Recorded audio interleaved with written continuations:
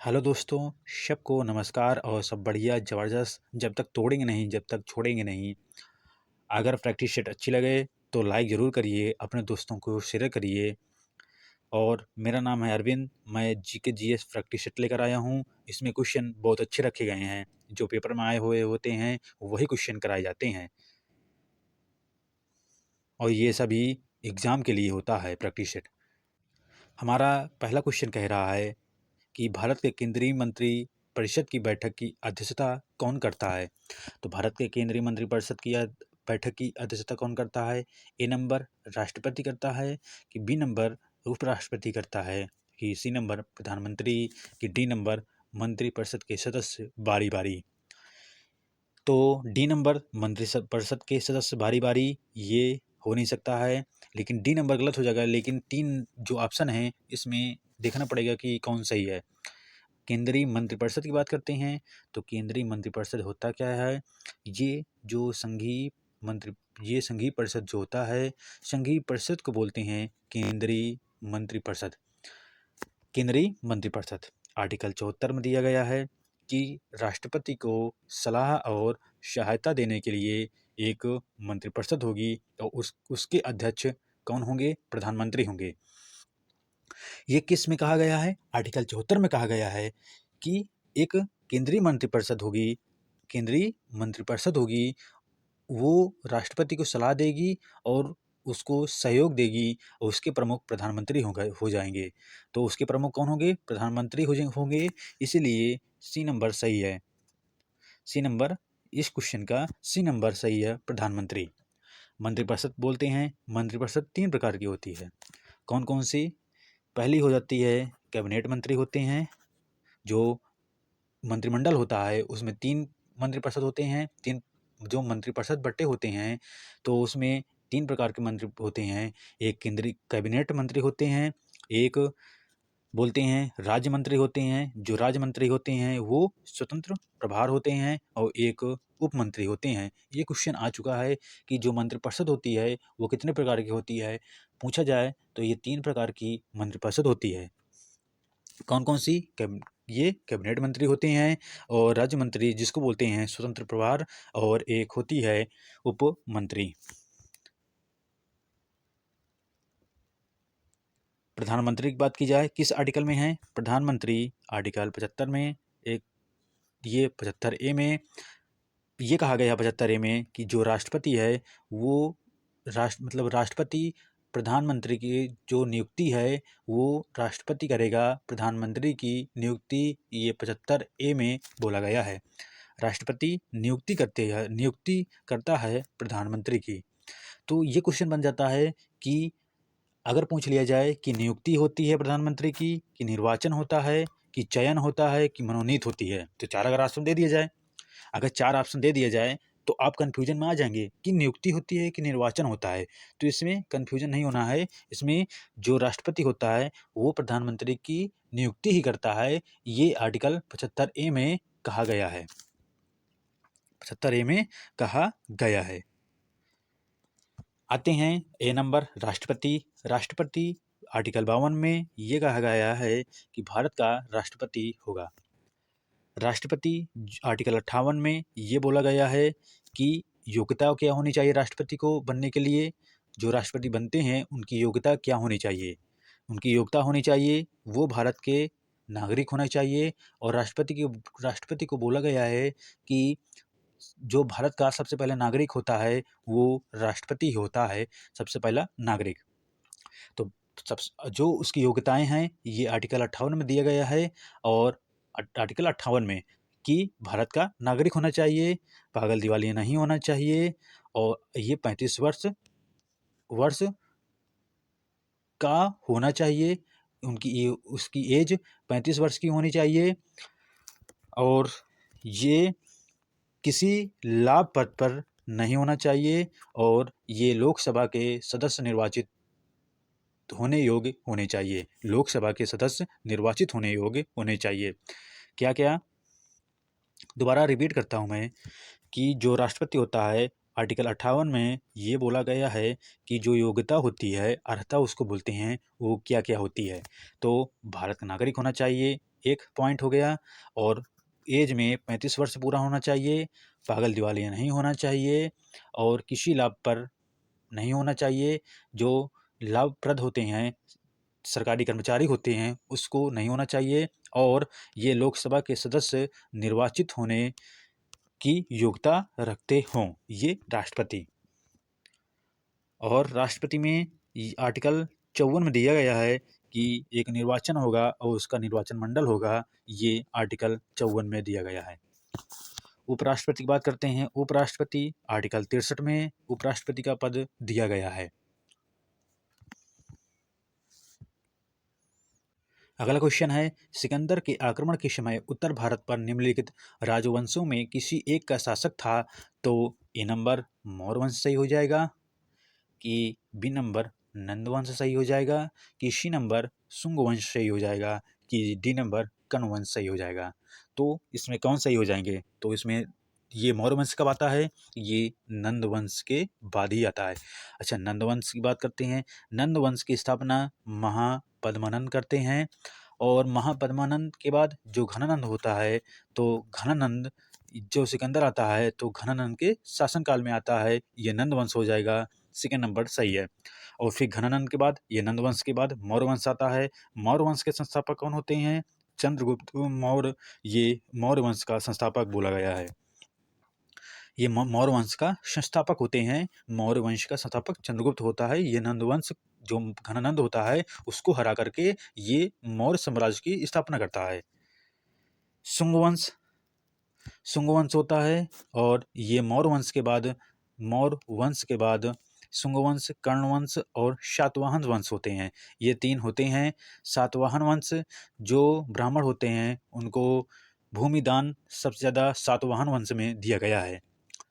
शुंग वंश, इसकी स्थापना पुष्पभूति शुंग ने किया था। इसकी स्थापना पुष्पभूति शुंग ने शुंग वंश की स्थापना की थी। ये मौर्य वंश के बाद ही आया था। और ये जो मौर्य वंश का अंतिम शासक था बृहदत्त, उसकी हत्या करके ये शुंग वंश की स्थापना करता है। फिर उसके बाद कर्ण वंश, फिर सातवाहन वंश। और अगर पूछ लिया जाए जो कर्ण वंश है उसकी स्थापना कौन करता है, तो ये वसुदेव कर्ण वंश की स्थापना करता है। अगला क्वेश्चन क्या कह रहा है? निम्नलिखित में से योग दर्शन के प्रतिपादक कौन है? तो योग दर्शन के प्रतिपादक कौन है? ए नंबर पतंजलि हैं, बी नंबर गौतम हैं, कि सी नंबर जैमिनी हैं, कि डी नंबर शंकराचार्य हैं। कौन सा नंबर सही हो जाएगा? ये पतंजलि, कि गौतम, जैमिनी, शंकराचार्य। ये योग दर्शन है तो पतंजलि योग दर्शन। हम ऐसे ट्रिक से याद किए थे कि जो पतंजलि इस समय बिक रही है तो उसमें अगर उसको खाओगे तो योगा का काम हो जाएगा। तो इसलिए योग और पतंजलि से रिलेटेड है, इसलिए याद रखने में आसानी है। और उसमें जो गौतम है, गौतम किसके संस्थापक होते हैं? ये न्याय दर्शन है। दर्शन मतलब होता है दे करके अब्जॉर्व करना, उसको दे करके अब्जॉर्व करते हैं, उसको दर्शन बोलते हैं। तो ये नया दर्शन के संस्थापक हैं गौतम। जैमिनी, ये जो पूर्व मीमांस बोलते हैं और उत्तर मीमांस बोलते हैं। तो जो पूर्व मीमांस होता है उसके संस्थापक जैमिनी होते हैं। जो उत्तर मीमांस होता है उसके संस्थापक होते हैं बदरायन। और शंकराचार्य, डी नंबर शंकराचार्य की बात करते हैं। शंकराचार्य, इनका संप्रदाय था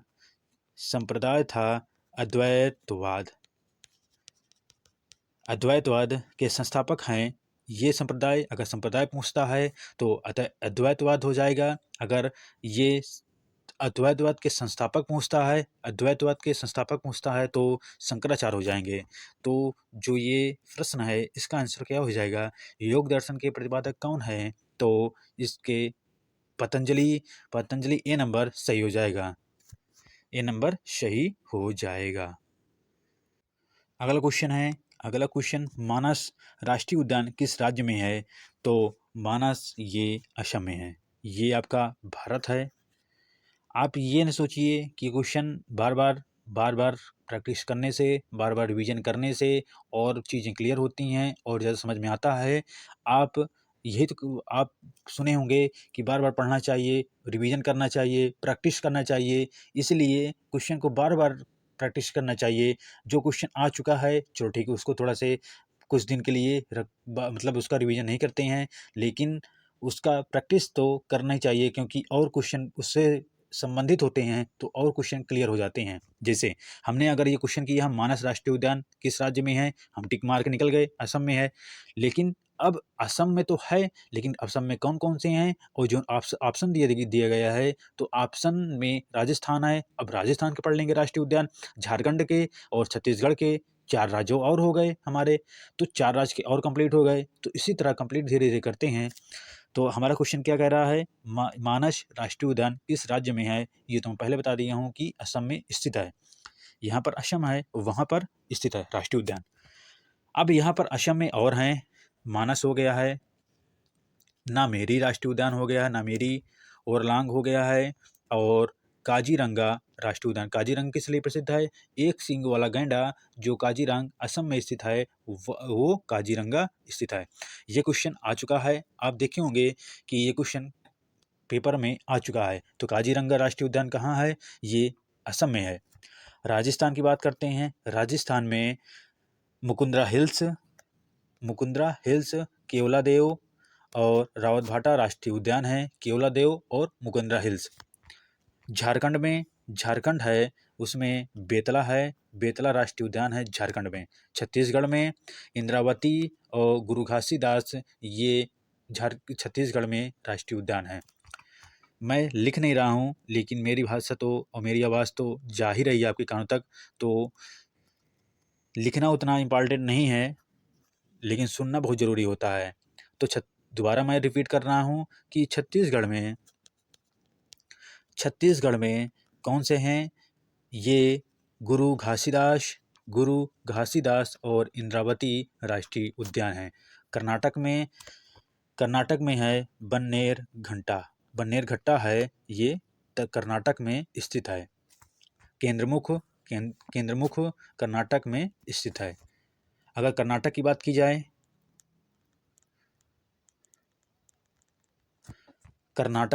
जाए, तो कर्नाटक यहाँ पर जो कोलार है, कोलार माइंस कर्नाटक में स्थित है।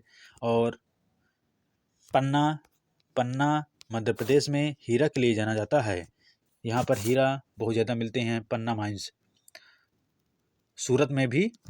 सूरत जो गुजरात है, वहाँ पर ये जो हीरा मिलता है, ये सूरत में भी हीरा मिलते हैं।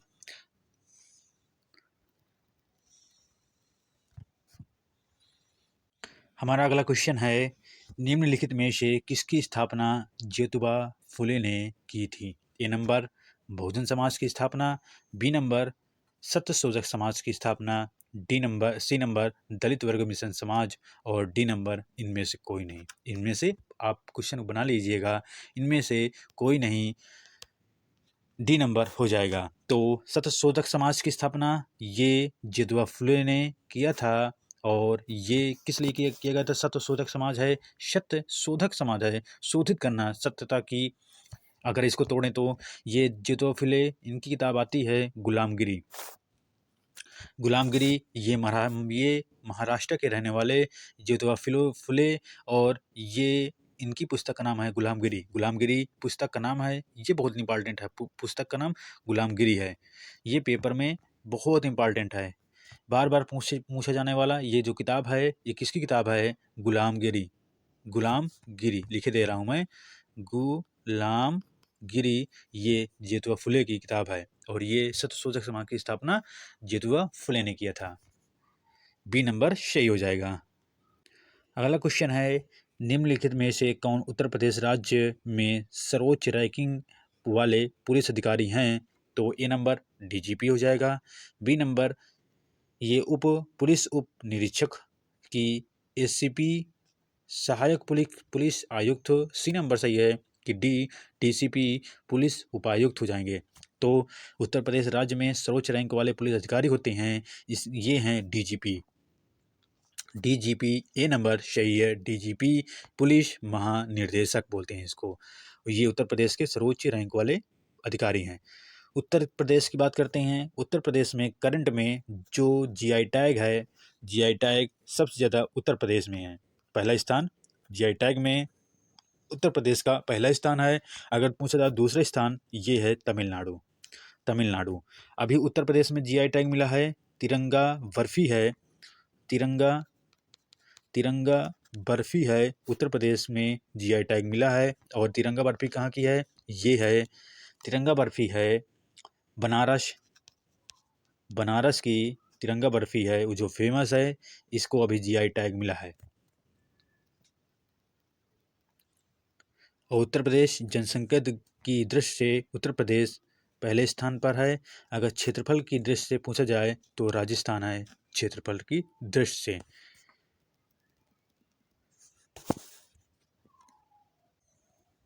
अगला क्वेश्चन है, निम्नलिखित में से कौन नाभिकीय संयंत्र उत्तर प्रदेश में स्थित है?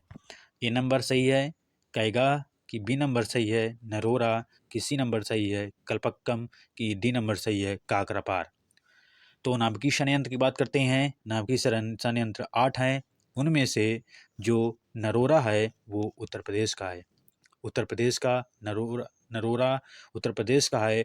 तारापुर और नरोरा में कंफ्यूजन नहीं होना है। तारापुर ये है महाराष्ट्र में। रावत भाटा राष्ट्र है, ये राजस्थान में है रावत भाटा। 1 2 3 हो गए। कायगा कर्नाटक में है, कर्नाटक में। नोरारा उत्तर प्रदेश में बता ही दिया। कलपक्कम तमिलनाडु में है। और काकरापार ये गुजरात में है। गुजरात में काकरापार है नाभिकीय संयंत्र। तो इसमें दोबारा बता दे रहा हूँ मैं कि कायगा कर्नाटक में स्थित है, क्योंकि बहुत इंपॉर्टेंट क्वेश्चन होते हैं ये परीक्षा की दृष्टि से बहुत इंपॉर्टेंट होते हैं। कलपक्कम तमिलनाडु में स्थित है और काकरापार गुजरात में स्थित है। और महाराष्ट्र में तारापुर है। और रावत भाटा ये कहाँ है? ये रावत भाटा है, ये राजस्थान में रावत भाटा है। और नरोरा, इसका आंसर क्या हो जाएगा? नाभिकीय संयंत्र उत्तर प्रदेश में नरोरा नाभिकीय संयंत्र है, इसका नाम, इसका बी नंबर सही हो जाएगा। अगला क्वेश्चन है। अगला क्वेश्चन क्या कह रहा है? अंग्रेज के साथ किसी समझौते के बाद गांधी जी द्वारा सविनय अवज्ञा आंदोलन को 1931 में बंद कर दिया गया था। तो ये गांधी इरविन पैक्ट है, गांधी वेवेल पैक्ट है, कि गांधी लिथगो पैक्ट है, कि गांधी माउंटबेटन पैक्ट है। आपने अगर हिस्ट्री पढ़ी होगी, मॉडर्न हिस्ट्री पढ़ा होगा, तो आप कभी नहीं सुने होंगे कि गांधी वेवेल पैक्ट है, कि गांधी लिथगो पैक्ट है, कि गांधी माउंटबेटन पैक्ट है। गांधी इरविन पैक्ट आपसे सुना होगा। अगर तुमने थोड़ा सी तुमको जानकारी है तो तुम इस क्वेश्चन का आंसर आराम से दे सकते थे। ये क्वेश्चन पेट में पूछा गया था, पेट का ये क्वेश्चन है, और इसीलिए मैं करा रहा हूँ क्योंकि पेपर में आया था। इसको बताने के लिए कि ऑप्शन अगर आप चूज़ कर रहे हैं सही तरीके से तो ऑप्शन से भी कर सकते हैं, लेकिन आपको जानकारी होनी चाहिए। गांधी लिथगो पैक्ट ये कभी नहीं हुआ है, न माउंटबेटन पैक्ट हुआ है, केवल इरविन पैक्ट हुआ है 1931। क्योंकि जो गोलमेज सम्मेलन हुआ था 1930 में, और ये जो सविनय अवज्ञा आंदोलन हुआ था 1930 में, इसको बंद करवा करके एक समझौता होकर के ये फिर इसको बंद करवा गया था। ये 1931 में ऐसा हुआ था। तो इसका आंसर क्या हो जाएगा? ए नंबर सही है। वेवेल की बात करते हैं। वेवेल योजना 1945। और लिथगो पैक्ट, ये लिथगो पैक्ट नहीं है, इसमें लिथगो बोलते हैं। ये अगस्त जो प्रस्ताव था 1940 में वायसराय लिथगो थे। माउंटबेटन एक्ट, ये जो आप 1947 माउंटबेटन थे, जो लास्ट गवर्नर जनरल वायसराय ये माउंटबेटन ही थे। और 3 जून पैक्ट बोलते हैं, 3 जून, और डिकी प्लान भी बोलते हैं। और ये 1947 माउंटबेटन वायसराय।